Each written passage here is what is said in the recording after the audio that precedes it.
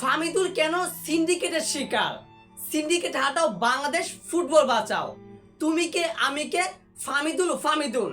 ঠিক এই মুহূর্তে বাংলাদেশ জাতীয় ফুটবল ফেডারেশন অর্থাৎ বাফুফের ভবনের সামনে এবং ঢাকার রাজপথে এই স্লোগানটা দিয়ে যাচ্ছেন বাংলাদেশ ফুটবল প্রেমিকরা।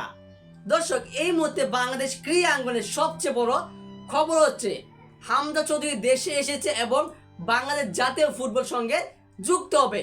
তবে সেই খবরটাকে ছাড়িয়ে দিয়েছে সবচেয়ে বড় খবর হয়েছে যে ইতালিয়ান প্রবাসী ফুটবলার ফাহমিদুল হাসানকে জাতীয় দলের স্কোয়াড থেকে বাদ দিয়েছে জাতীয় দলের ফুটবল দলের কোচ কাবরিয়া।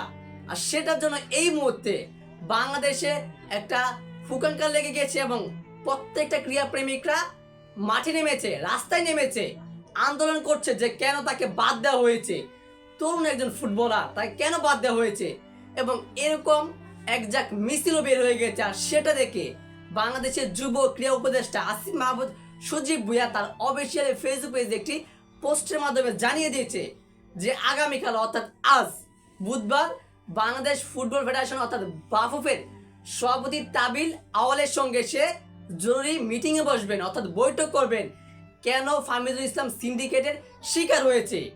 অপরদিকে এই ফাহমিদুল ইসলাম সে সৌদি আরবে গিয়েছে, বাংলাদেশ ইতালি থেকে সৌদি আরবে এসেছিল, বাংলাদেশ ফুটবল দলের সাথে ক্যাম্প করেছে, সেখানে প্রায় 12 দিনের মতো অনুশীলন করেছে, সেখানে সে দুর্দান্ত পারফরমেন্স করেছে। তবু বাংলাদেশ ফুটবল দলের কোচ কাবরিয়া সে জানিয়েছে যে তার মাত্র 18 বছর, তার এখনো কোনো কিছু হয়নি, এরকম যোগ্যতা হয়নি, তার আরও সময় লাগবে।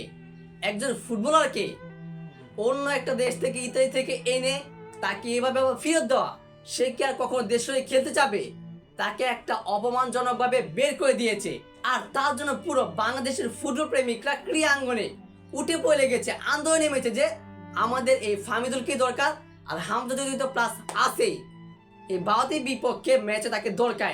আগামী 25 মার্চ ভারতের বিপক্ষে মাঠে নামবে বাংলাদেশ, আর সেই দলে হামজা চৌধুরী তো থাকবে, তার সাথে ফাহমিদুল ইসলামকেও থাকতে হবে।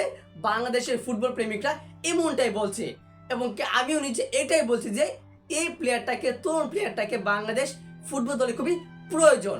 বাংলাদেশ ফুটবল দলেও অনেকটা সিন্ডিকেট রয়েছে। দর্শক, আপনাদের কি মতামত অবশ্যই কমেন্ট বক্সে জানিয়ে দেবেন।